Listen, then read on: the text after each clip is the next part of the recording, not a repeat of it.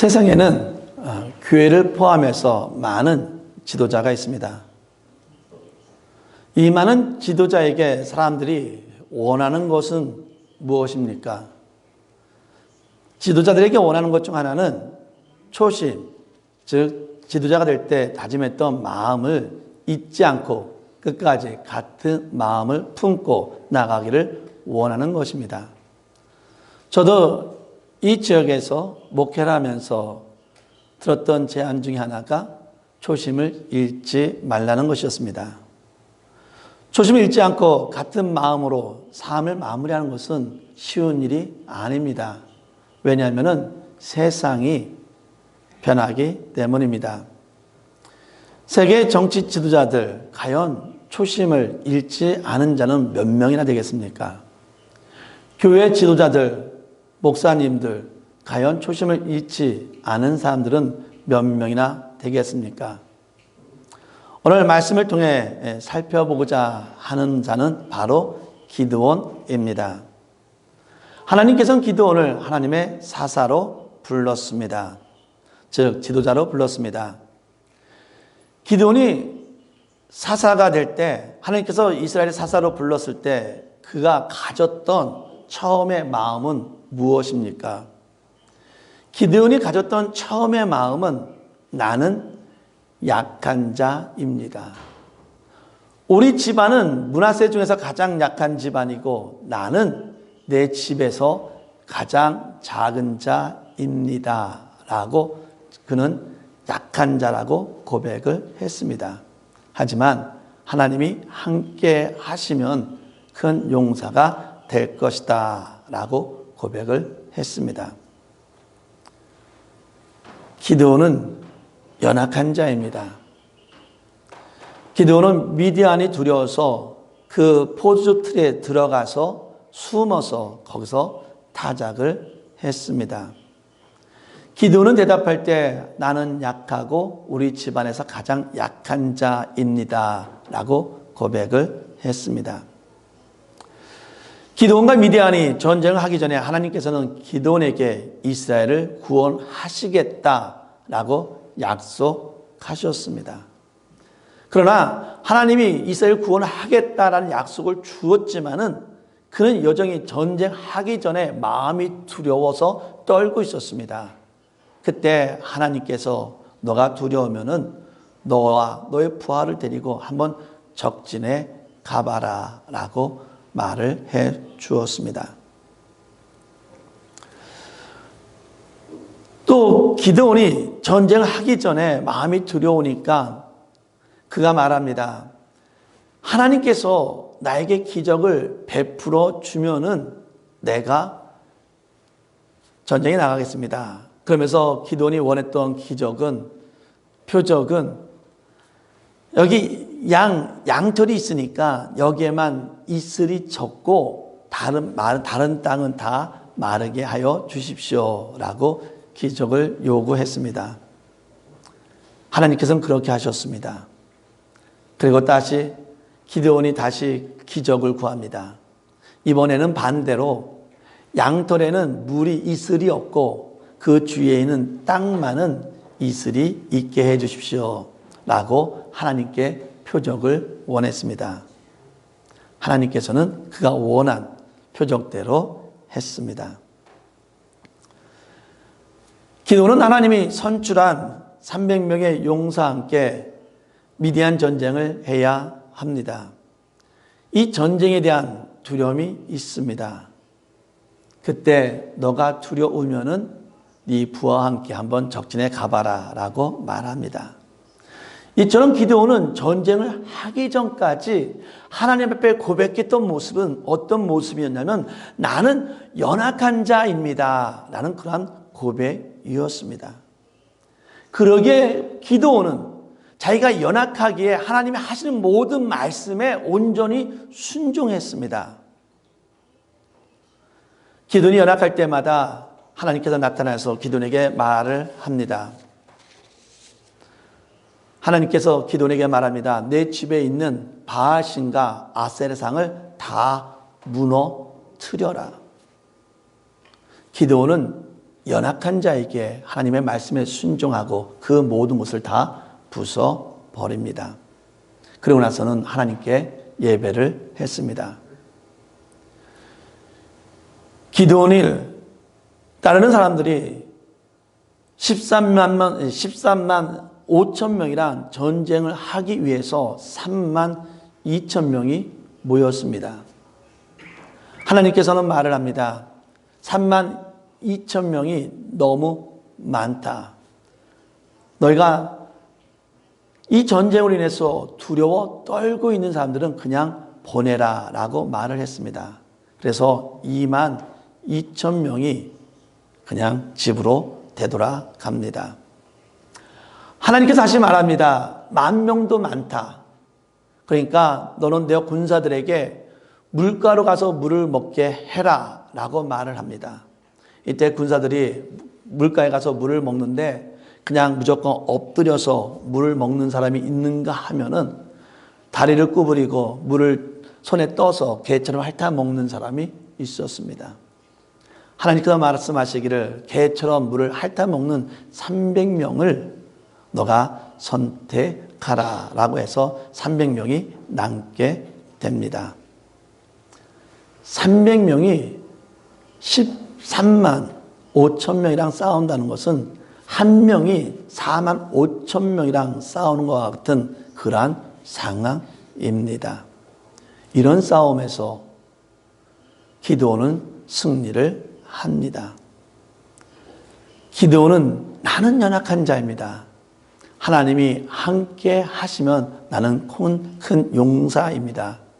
이것이 바로 기드온이 처음에 가졌던, 하나님께서 사사를 불렀을 때 바로 기드온이 가졌던 그 초심, 그 믿음, 그 마음이었습니다. 그런데 기드온이 전쟁을 하면서 승리하는 가운데 점점 그는 변해 갑니다. 300명의 용사를 데리고 미디안과 싸울 때 미디안들이 도망갑니다. 요단강을 건너와서 침투했는데 이제는 요단강을 건너가서 도망을 갑니다. 그랬더니 기드온과 300명의 용사는 그 요단강을 건너가가지고 숫곳이라는 데까지 따라갔습니다. 거기서 숫곳에 있는 이스라엘 백성들에게 부탁을 합니다. 우리가 지쳤으니까 먹을 것을 달라. 이때 숫곳에 있는 이스라엘 백성들은 안 된다. 우리는 못 준다. 왜냐하면 아직 전쟁 상황을 모르고 또 전쟁이 끝난 후에 미디안이 도와준 것 때문에 어떠한 짓을 할지를 모르니까 그들은 거절합니다. 이 거절에 대해서 기드온은 이렇게 말합니다. 내가 미디안을 물리친 후에 되돌아올 때 내가 들가시와 찔레로서 너를 찢어 죽이겠다라고 이렇게 개인의 복수를 이야기합니다. 그리고 나서 물리치고 나서는 되돌아올 때 하나님께서 허락하지 않은 것인데, 하나님께서 말씀하신 것이 아닌데 그 승리의 그 기쁨 때문에 이제는 본인이 개인적인 복수를 다짐하고, 하나님께서 300명의 용사를 하나님의 전쟁을 위해서 세웠는데 이제 기드온은 그 300명의 용사를 자기의 용사인 것처럼 사용하는 가운데 개인적인 복수를 합니다.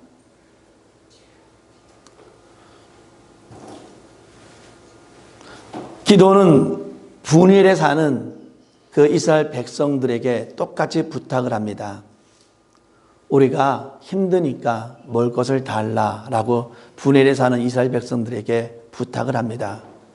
분엘 사람도 똑같습니다. 요단강 건너편이기에 전쟁이 끝나고 나서 아니면 이 전쟁 가운데 자기네들이 어떠한 어려움을 당할지를 모르니까 다시 거절합니다.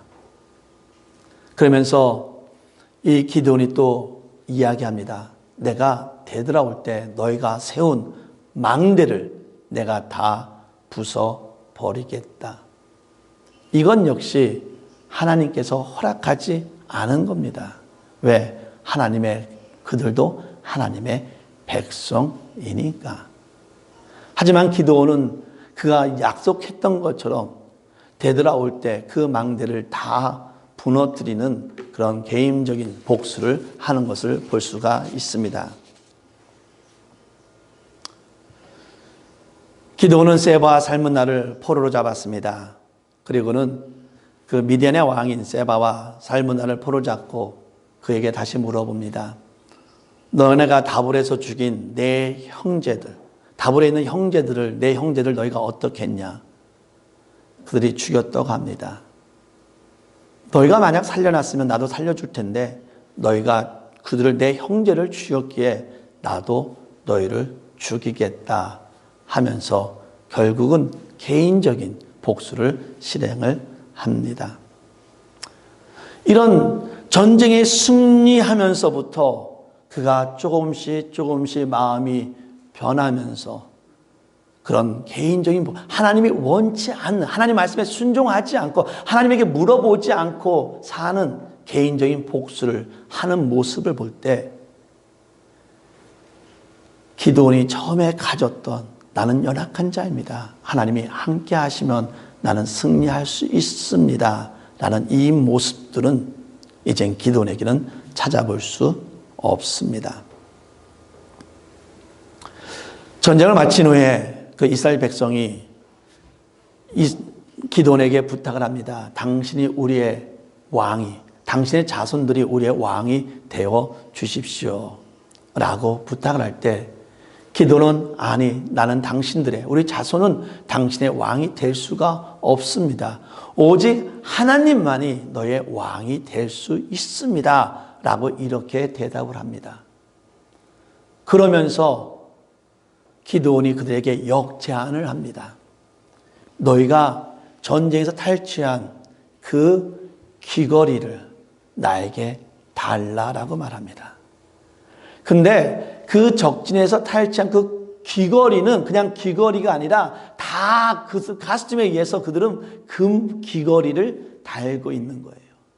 쉽게 말하면은 기드온은 귀걸이를 달라고 했지만은 속내를 보면은 뭐를 달라는 거예요? 금을 달라는 거였어요.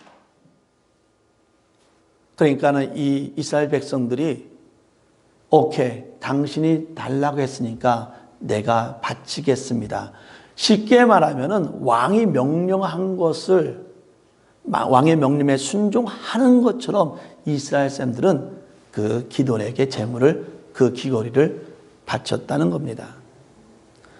기드온은 나는 왕이 될 수 없다라고 말을 했지만은 그 모습은 어떤 모습이에요? 왕의 모습인 것처럼 그는 하고 있다는 겁니다. 기드온은 그 금을 모아서 제사장들이 제사할 때 드는 에봇을 만들어서 자기가 사는 그 지역에 만들어 두었습니다.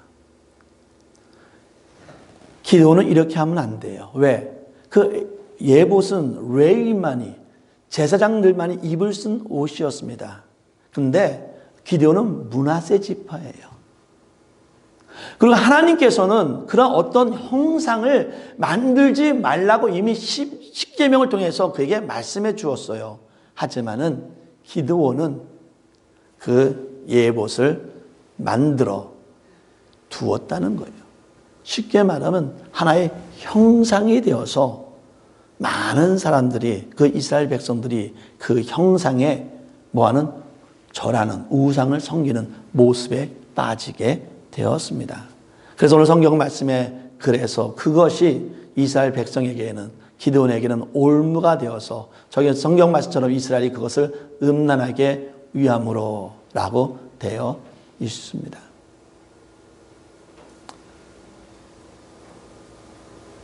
기드온은 전쟁에 마쳤을 때에 그는 많은 아내들과 70명의 아들을 가지고 있었습니다.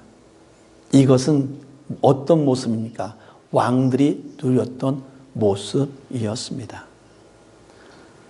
기드온은 처음의 모습은 하나님, 나는 연약하니까 하나님이 함께 하실 때 나는 큰 용사가 될 수 있습니다 했던 그 처음의 모습은 이제는 사라지고 어느 순간에 왕의 모습으로서 하나님을 부르지 아니하는, 하나님의 뜻대로 순종하는 것이 아니라 자기의 마음대로 사는 삶을 살았다는 것입니다.